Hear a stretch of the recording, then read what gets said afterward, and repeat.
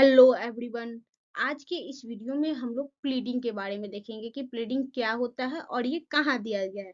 तो सबसे पहले जानते हैं कि प्लीडिंग होता क्या है। Pleading are statements in writing drawn up by party to the suit. Pleading वैसा कथन है जो कि पार्टीज के द्वारा रिटन में दिया जाता है सूट में। Pleading are the foundation of litigation. किसी भी लिटिगेशन का जो फाउंडेशन होता है वो प्लीडिंग को ही माना जाता है।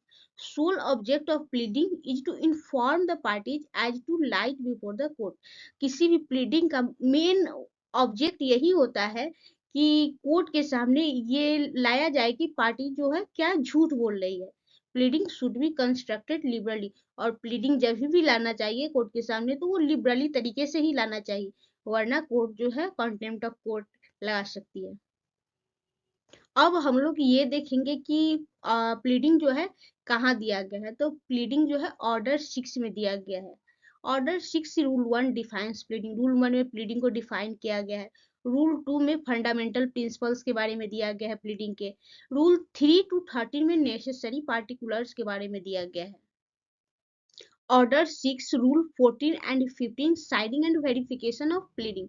ऑर्डर 6 रूल 14 15 में प्लीडिंग के साइनिंग और वेरिफिकेशन के बारे में दिया गया है।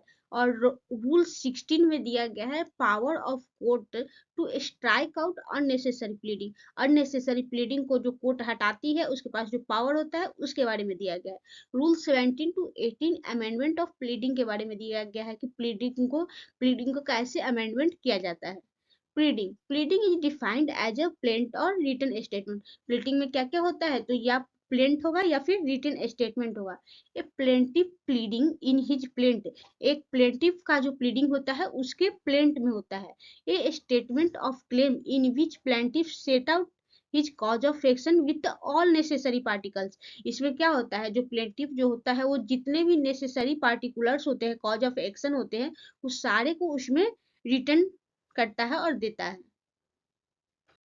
Defendant pleading in his written statement. Defendant का प्लीडिंग क्या होता है, उसके रिटन स्टेटमेंट में होता है।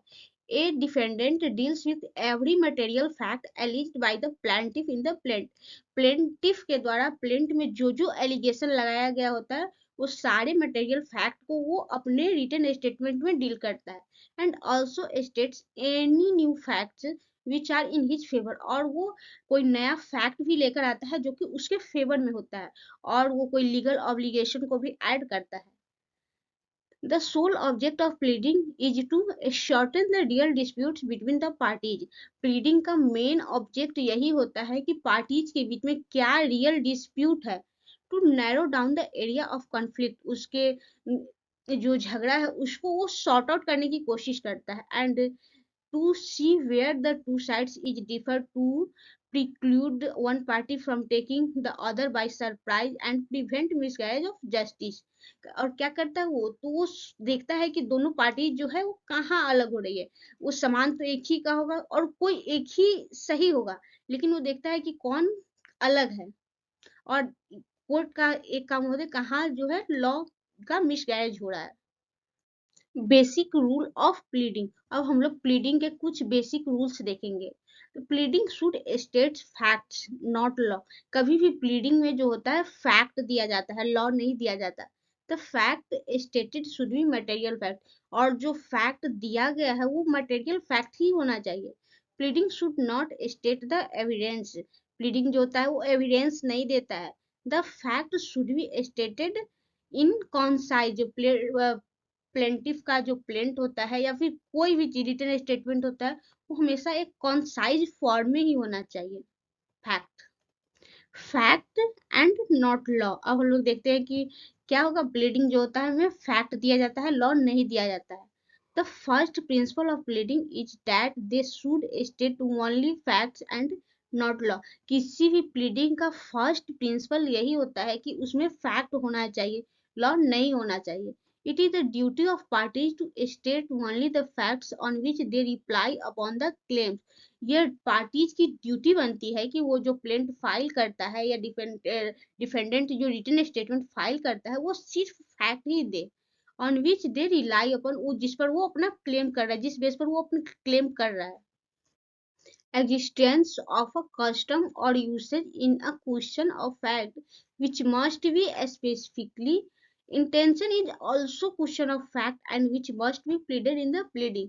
कह रहा है कि फैक्ट जो होगा वो तो प्लेंट में या प्लीडिंग में देना ही चाहिए, लेकिन उसका क्या इंटेंशन था ये भी हम लोग प्लीडिंग में दे सकते हैं।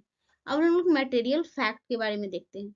तो material fact is not defined in the court. Material fact जो है कोर्ट में डिफाइन नहीं किया है। It means all facts upon which plaintiff cause of action और डिफेंडेंट्स डिफेंस डिपेंड। कह रहा है कि इसमें क्या होता है, प्लेंटिव का कॉज ऑफ एक्शन बेस्ड होता है और डिफेंडेंट का जो डिफेंस होता है वो सारे मटेरियल फैक्ट बेस्ड ही होना चाहिए। ये किस केस में है, एक वीरेंद्र नाथ वर्सेस सतपाल सिंह 2007 का सुप्रीम कोर्ट केसेस में। आप मेरे इस वीडियो के सारे कंटेंट को कॉपी कर सकते हैं। कैसे करना है ये मैंने पिछले वीडियो में बता रखा है। Thanks for watching. अगर आपको मेरा वीडियो पसंद आया तो प्लीज कमेंट करके जरूर बताइए और लाइक और शेयर कीजिए।